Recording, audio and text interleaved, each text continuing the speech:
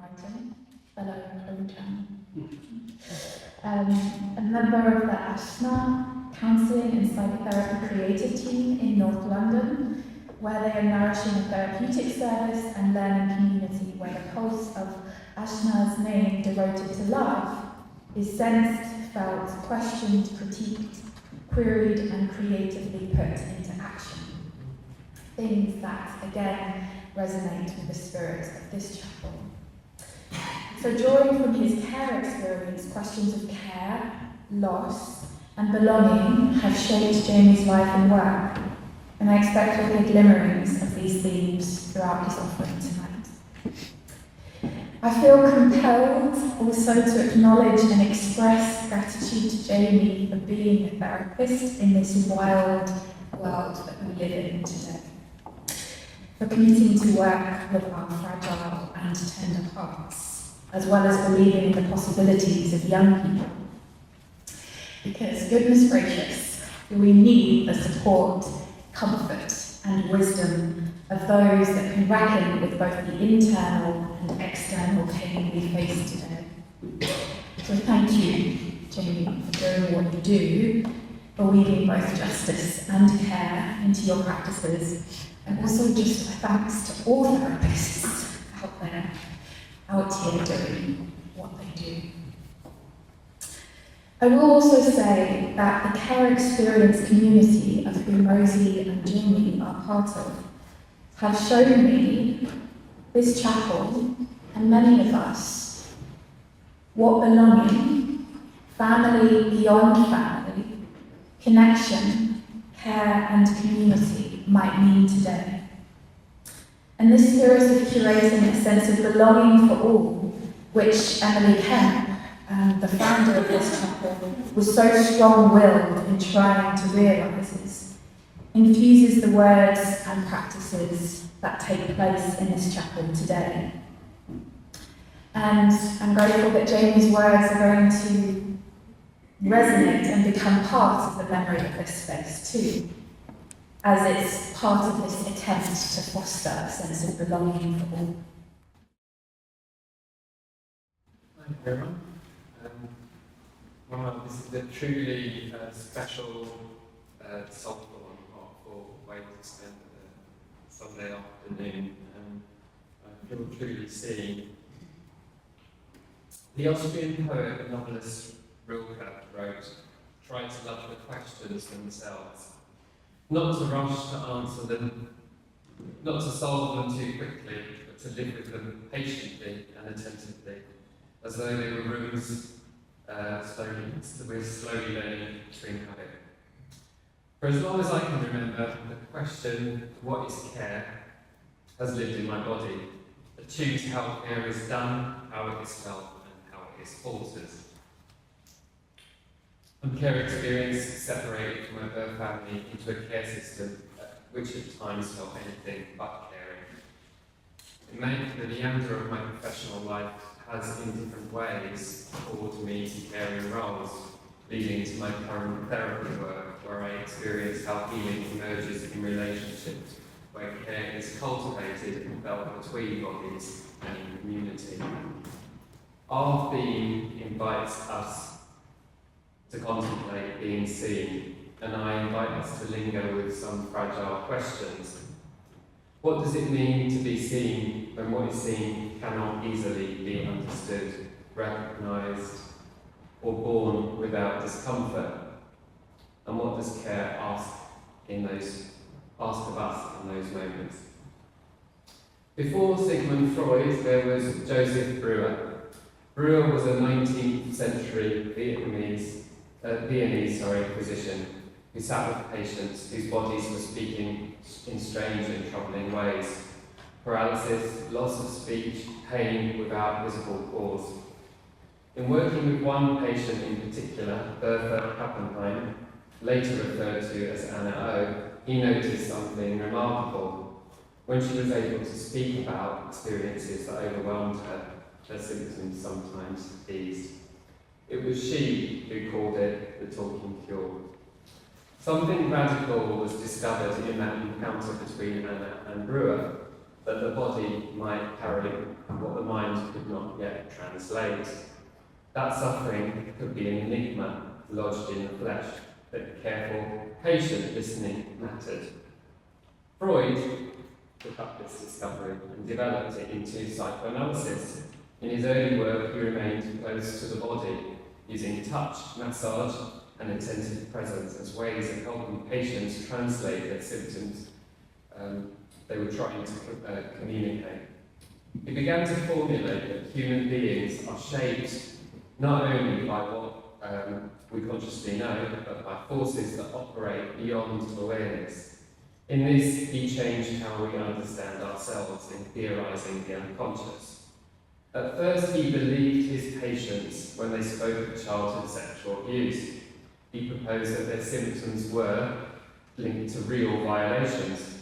This was explosive. It implicated respectable families. It threatened the social order. The weight of this led Freud to question his formulation and the reality of the patient's disclosure.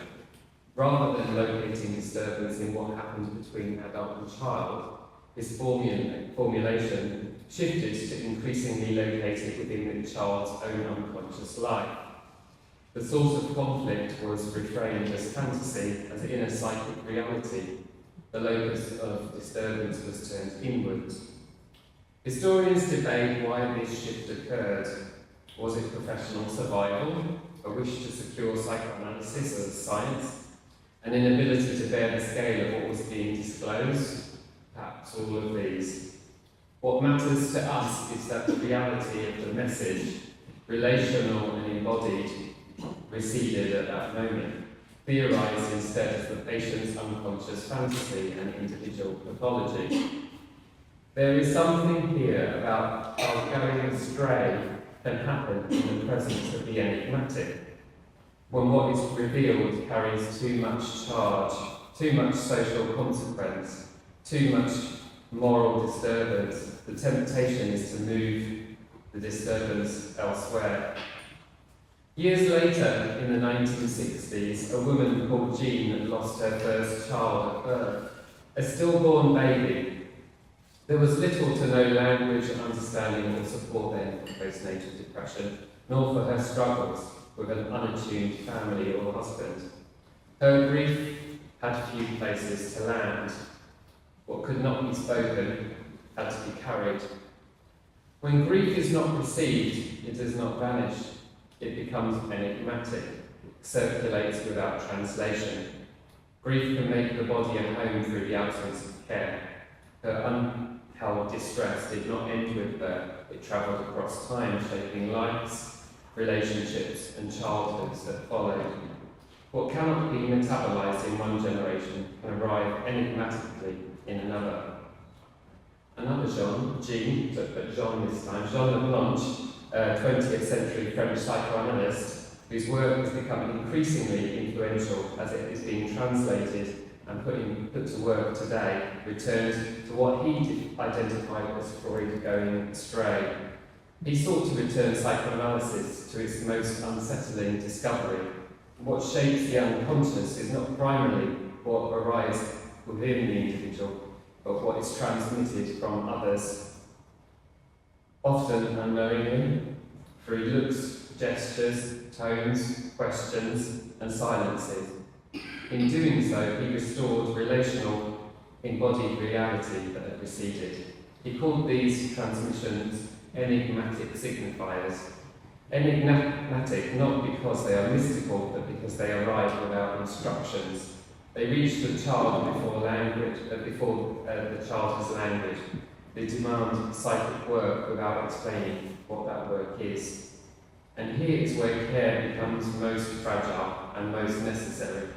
In the presence of the enigmatic, we are often tempted to reduce the tension, to interpret too quickly, to reassure, to normalise, to tidy.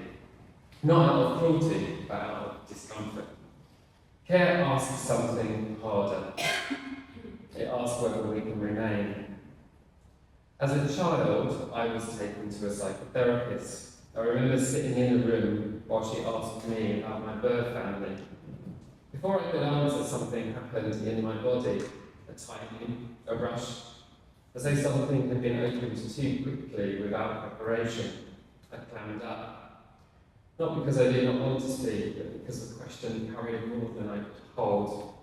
In the next room, my foster carer was asked to recognise how my struggles might be connected to my early life.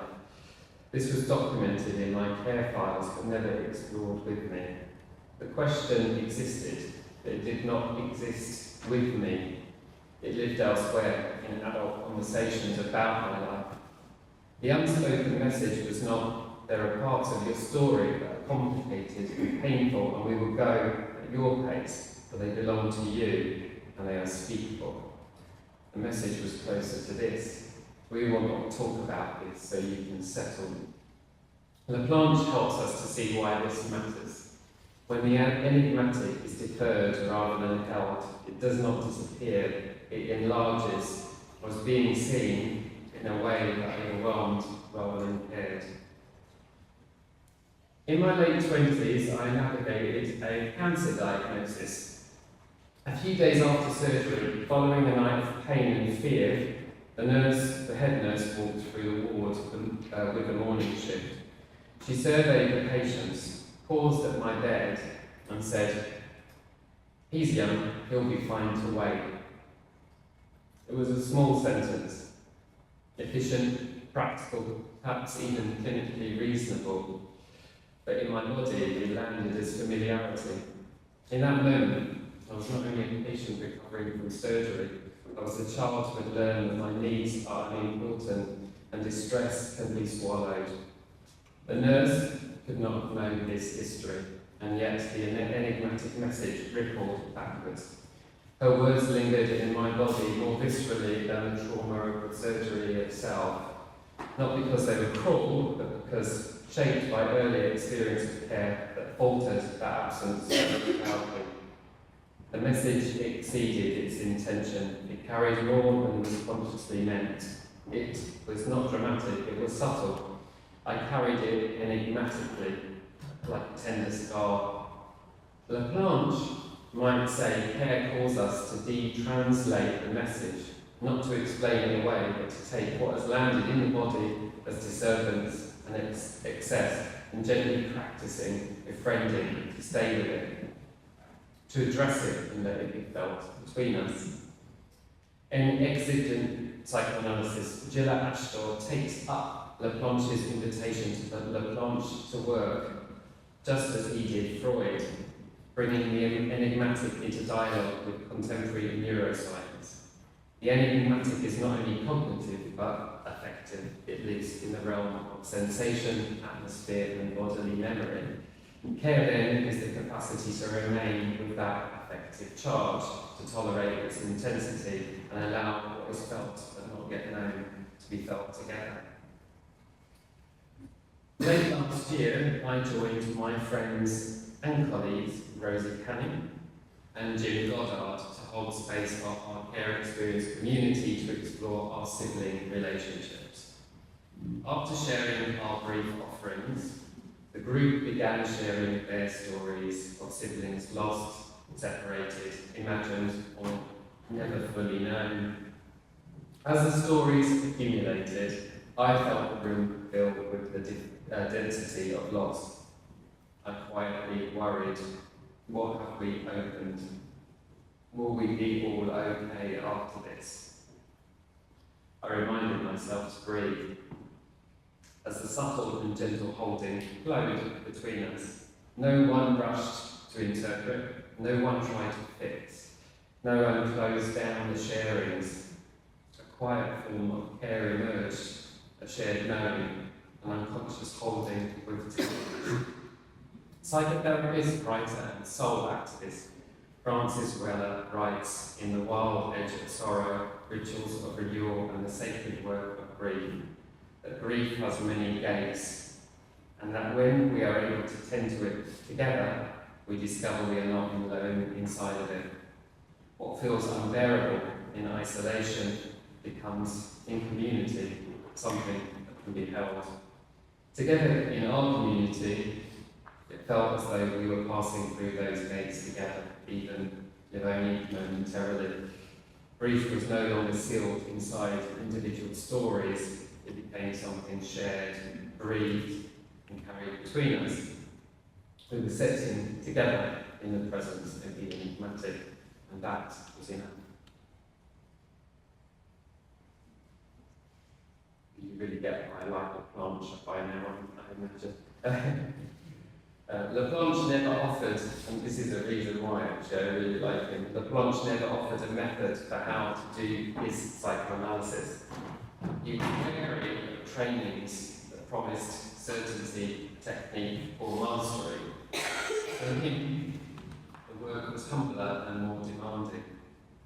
It was to accompany another as they encountered the enigmatic messages that shaped them and their unconscious, to help create conditions where those meanings might be slowly retranslated where possible, and where they could not, to develop the capacity to live alongside what remains unknown. The patient, in this sense, is the psychoanalyst. So, following Laplanche and holding the enigmatic between us, I end not with a conclusion, but with a shared practice. I invite you to, if you feel like it, close your eyes, but if not, just fix on the space and get comfortable and notice your breath, how it arrives and how it leaves. Allow it to deepen slightly as you breathe in and lengthen as you breathe out. Feel the ground beneath your feet, the sea holding your body, and the quiet presence of others around you.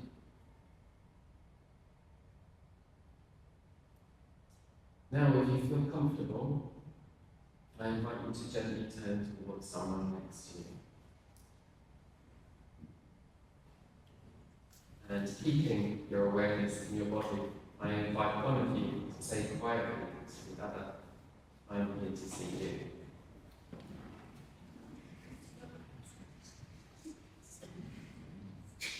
Allow those words to rest between you. Notice what moves in your body. Notice what remains unknown. And when you are ready, the other person may offer the same words in return. I'm here to see you.